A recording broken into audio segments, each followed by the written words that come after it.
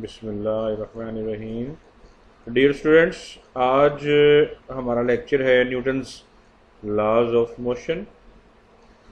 Newton students वो पहला scientist था जिसने लॉज ऑफ मोशन जो है उनको फॉर्मुलेट किया। तो आज हम इनके बारे में पढ़ने लगे हैं। तो देखिए Newton's first law of motion. First law of motion deals with the bodies which are either at rest or moving with uniform speed in a straight line। ये न्यूटन ने कहा था कि जो पहला लॉ है वो डिपेंड करता है कि आदर द बॉडी जो है वो या तो रेस्ट पर है तो वो रेस्ट पर ही रहेंगे।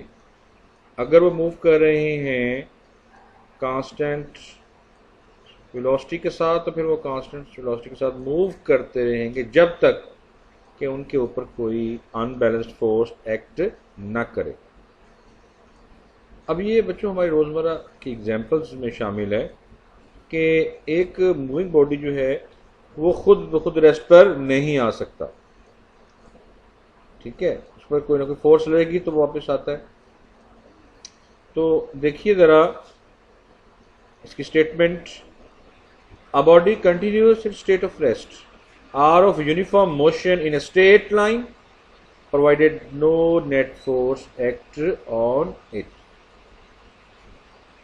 यानी कि फोर्स की अदम मौजूदगी में एक बॉडी जो है वो रेस्ट पर है तो रेस्ट पर ही रहेगा, और अगर वो यूनिफॉर्म स्पीड के साथ मूव कर रहा है तो मूव करता चला जाएगा जब तक कि उसके ऊपर कोई अनबैलेंस फोर्स एक्ट ना करे।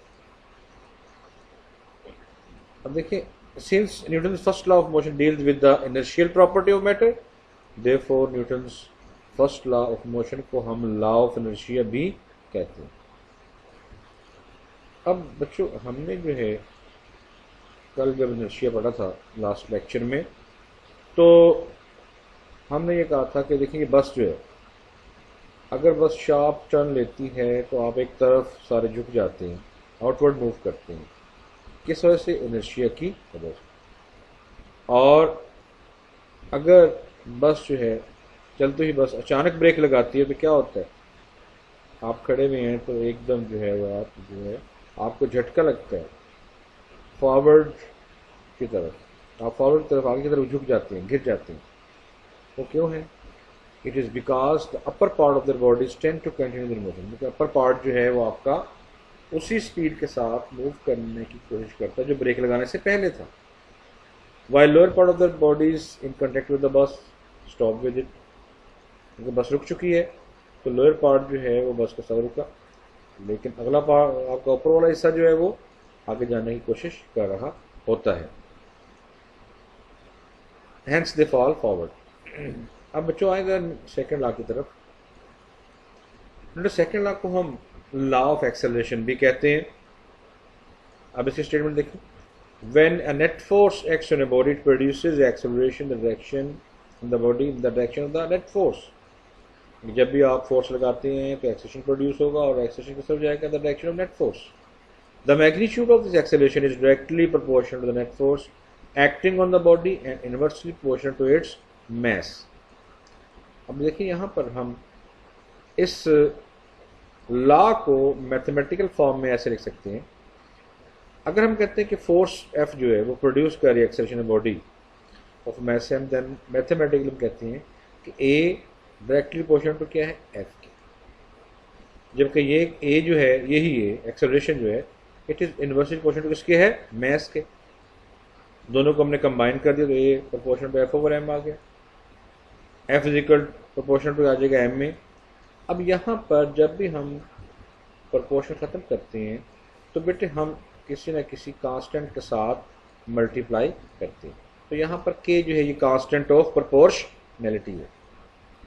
अब इन ऐसे यूनिट्स द वैल्यू द के कम्स आउट टू बी 1, दस द अबव इक्वेशन जो है वो बन जाएगा F is equal to M. तो ऐसा unit the force is newton according to Newton second law of motion. अब यहाँ पर ये जो डेफिनेशन है ये न्यूटन की है और फोर्स के यूनिट क्या होते हैं? न्यूटन। तो हम कहते हैं 1 newton is the force that produces an acceleration of 1 metre per second square in a body of mass 1 kilogram. देखिए एफ इक्वल टू एम में ये 1 न्यूटन तब होगी अगर मास 1 किलोग्राम के बॉडी में एक्सेलरेशन जो है ये 1 metre per second square produce हो जाए। अब नीचे हम देखिए लिख सकते हैं कि 1 is equal to 1 kilogram into 1 metre per second square, या 1 is equal to 1 kilogram per metre per second square. तो ये न्यूटन की डेफिनेशन थी स्टूडेंट्स। अब आगे जो एग्जांपल्स है बेटा वो आप लोगों ने सॉल्व करनी है, तो खुद से सॉल्व करनी है। देखें, find the acceleration that is produced by 20 Newton force in a mass of 8 kilogram. तो देखिए मैस दिया हुआ है 8 किलोग्राम, फोर्स 20, ए निकालना है, तो formula F equal to M A है। 20 न्यूटन 8 किलोग्राम, ए निकालना है तो 8 इधर आकर डिवाइड होगा, तो आप यहाँ पर एक्सेलरेशन जो है वो कैलकुलेट कर सकते हैं 2.5 मीटर पर सेकेंड स्क्वायर। तो स्टूडेंट्स आज का लेक्चर इतना ही था, तो अपना ख्याल रखिएगा, और ये लेक्चर जो है आपने इसको लर्न भी करना है।